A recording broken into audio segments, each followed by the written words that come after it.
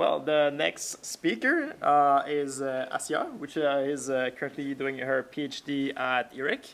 And her presentation will also be not the same topic, but still touches some similar points, I guess, in that she's interested as well in using kmers as a way to explore RNA sequences. I'm going to okay. So anyway, so welcome, Assya.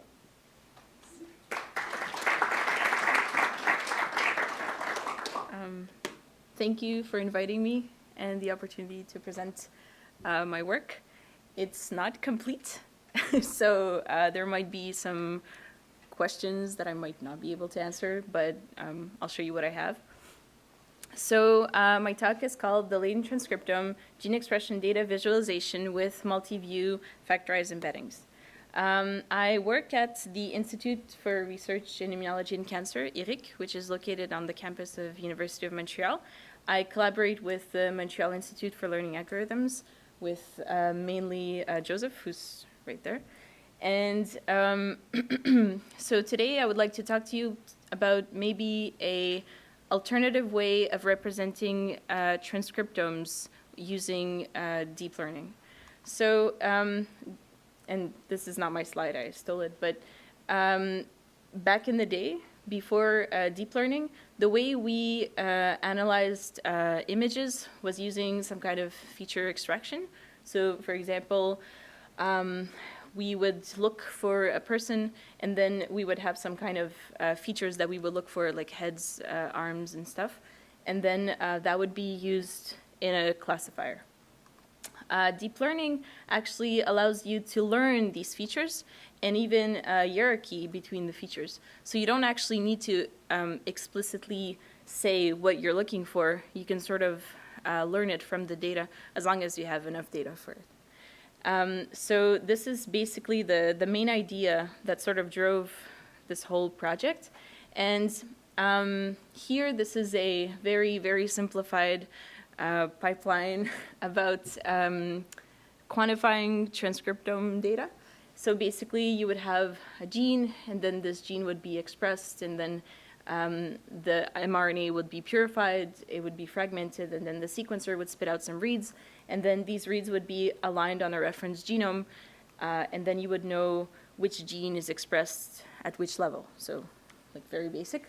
The thing is, there are a couple of problems. So, for example, this whole thing, to me, sort of has like a pattern matching flavor to it, simply because you're looking for specific things. So if your annotation includes a certain gene, you're going to quantify that gene, but you're not going to quantify things you're not looking for. So that's why I'm saying pattern matching flavor.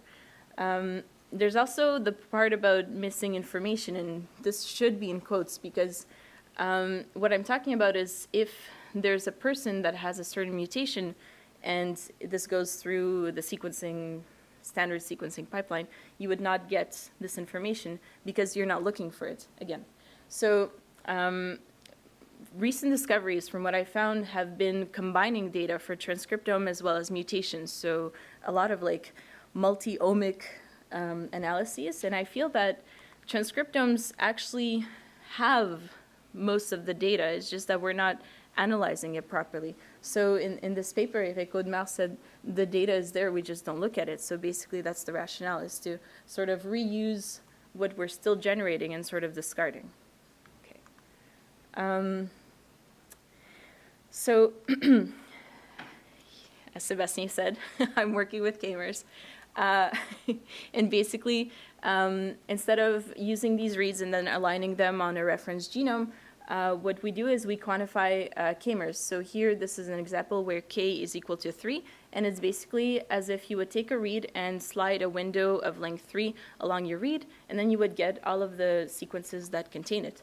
This can be stored in a table, and for example, this table contains all of these kmers for different people, and then these are the counts. So basically, counting kmer abundances does allow for like the conservation of this mutation data that we would have missed. I mean, obviously, you're looking at transcriptomes, so it's only the transcribed mutation data, but one can argue that that's the most important part. Also, when you're counting these kmers, it sort of allows you for a certain notion of similarity between genes. Why am I saying this? Well, there's two genes, for example, ZFY and ZFX. They're both zinc finger proteins, and one is located on the X chromosome, and one is located on the Y chromosome. Now, the thing is, men who have, males that have X and Y chromosomes, they express both, whereas females express only X. And they're actually very, very similar in the sense that they have the same zinc fingers. It's just that the flanking regions are different. And right now, the way it's done, so this analysis, they sort of are split. So the reads that could map on both regions are split into two. So you're sort of looking for certain patterns, but you might get one signal that you're splitting into multiple bins. And so basically the idea is that with kmers, since the sequences are the same, you would get the same kmers. So then you can sort of look at them together and have this notion of gene similarity. And so the proposed model is built on another model, and I'm currently preparing a manuscript for it, so I don't really have a reference for you. But it's called Factorized Embeddings, and I will detail in a bit what it does. But basically, it takes in this kmer table and tries to make a good representation for the kmers and the patients. So the Factorized Embeddings model is an artificial neural network that has a very strange configuration in the sense that the data is actually what you're trying to predict, and the objective is actually the sort of inputs. Why am I saying this? This is kind of like a typical input for this neural net. And here you would have the genes, and here you would have the patients. And basically, inside of this table are the gene expression values. So then here we have two spaces that are managed by this neural network. One space is the tissue embedding space. So every single tissue or patient has a coordinate in this space. And every single gene has a coordinate in the gene embedding space. So what the model does is the model takes a coordinate for one gene and a coordinate for a tissue, and only using those coordinates tries to predict the gene expression. So basically, the colors sort of go, so the pink is this thing, the green is this thing, and the blue is what you're predicting. So this is why I'm saying that it's kind of backwards, because the data is actually here. So what we do is we measure a mean squared error between the prediction and the actual value within the table. And so the model is attempting to optimize the way these things are placed in space. We constrain the space to 2D because we work in biological labs, and we want to visualize data. And so visualization usually works well with 2D because, you can print and look at it and stuff. So here I'm showing you a small video of embeddings of tissues through training. And, oh, it's already, okay. So here there are 4 groups. So these are taken from the GTEx consortium dataset. There's about 10 patients in this mini example. And there's breast, heart, well, two subtypes of heart tissue, and uterus. And you can see that all embeddings start at 0, 0. And then as the training progresses, the model decides to split them apart. And there's a mini split going on here with the specialized heart tissues. So this is basically what factorized embeddings does. Okay. So now the thing that I changed is that instead of having gene indices, like here, it would be kmers. So what we did is we actually added, so instead of having just the index as an input, we have a recurrent neural net, or RNN, that reads the kmer and outputs a 2D coordinate. So this is the only adjustment we did for the factorized embeddings model. The way it goes is that we have our database, we have our reads, And then we use jellyfish to quantify the kmer counts. And then these kmers and the sample IDs go into the model, and the model tries to predict. So for example, it would read this kmer, get some kind of coordinate in 2D for the gene, get a coordinate for the sample, and then with those two coordinates, try to predict the value 100, which is this one here. First, we did some synthetic data experiments. So a lot of quotes here. We made genes, which are random strings of ATCG that we cut into 20 genes. And so we made transcript counts. So we generated some, using Poisson distribution, some counts assigned to these genes. And here you can see for 5 patients, there's 20 genes, and these are just the counts that we report. And here you're looking at the kmer embedding space. And, okay, so I have changed this, but we'll go with this one. Here, so this is the kmer embedding space, and each dot is a kmer. And the colors are actually according to the kmer abundance. Now, the only thing is that here you're looking at kmer abundances for one batch. So we plotted some kmers that are at 0 because we didn't look at that batch specifically. But the ones that are plotted, this is kind of what you see. If you color these according to gene of origin, you can see that you get multiple blobs, which actually correspond to the genes of origin. Now, we explored the reason why some blobs are kind of close together. And we looked, and we saw that actually the genes, so this is gene 14 and 19, they have similar expression profiles through patients. So basically, what we found is that the model sort of put the kmers that come from genes that have similar expressions in patients together, and this is why you have these like blob aggregations, and some blobs are more distant. So the real data. The first thing we did is we tried with real data. We used TCGA acute myeloid leukemia dataset that contains 149 transcriptomes. The problem is that each BAM file that we got generated about 10 to 30 billion kmers.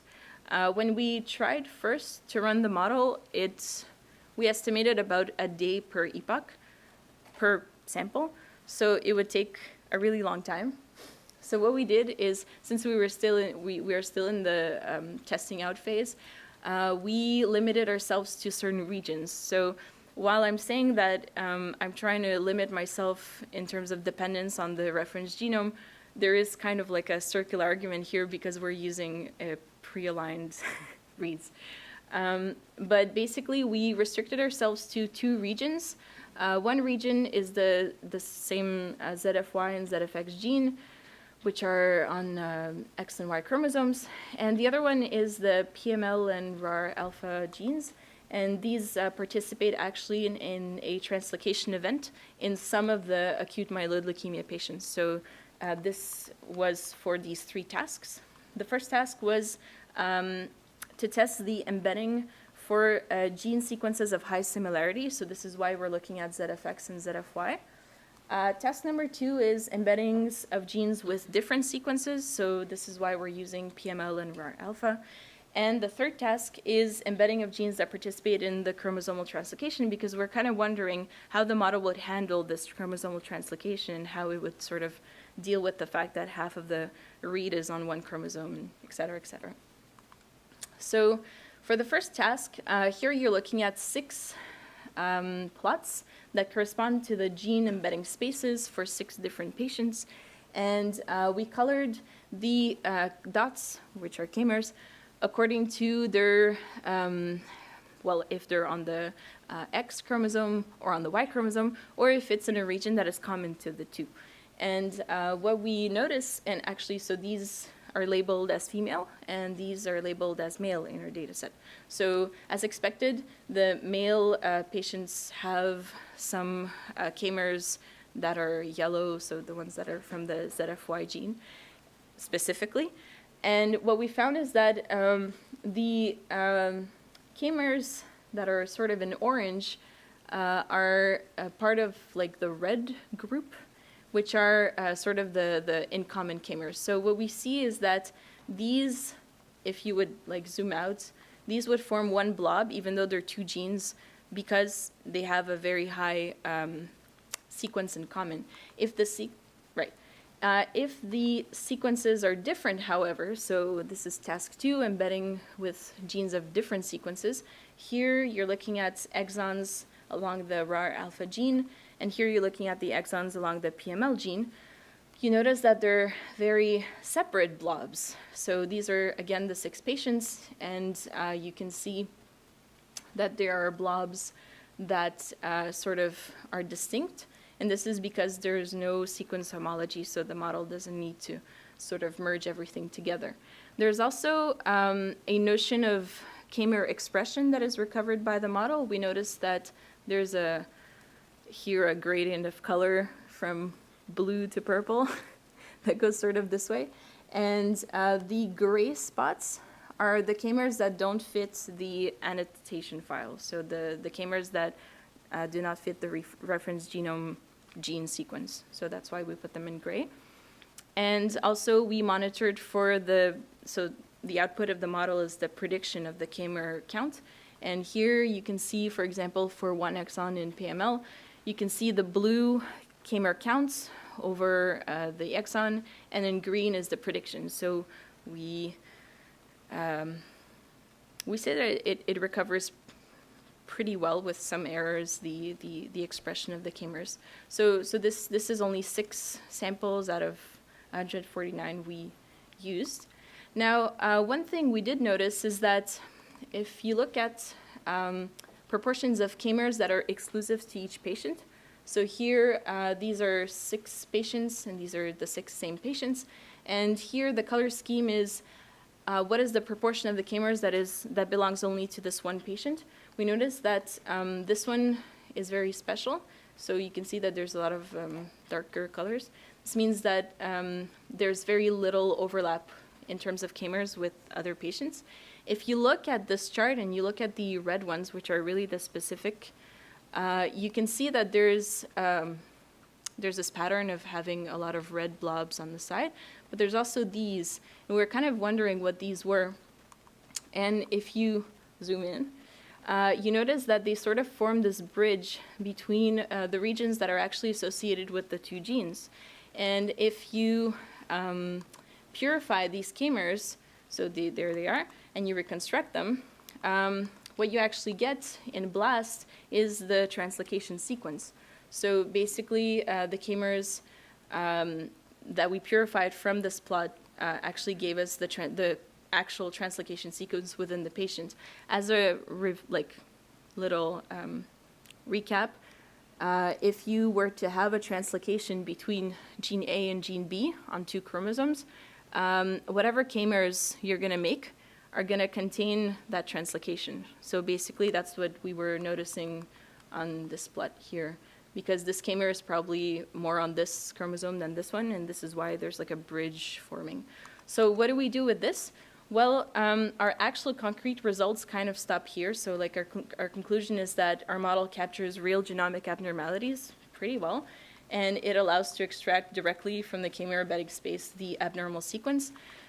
One possible thing is to use it as a tool. So we could train a model maybe in the distant future when we can actually make this scalable and have some kind of embedding space, and then use some kind of model to perform some clustering or like model this with a GMM, and then have a new patient and look at these reads where they fall.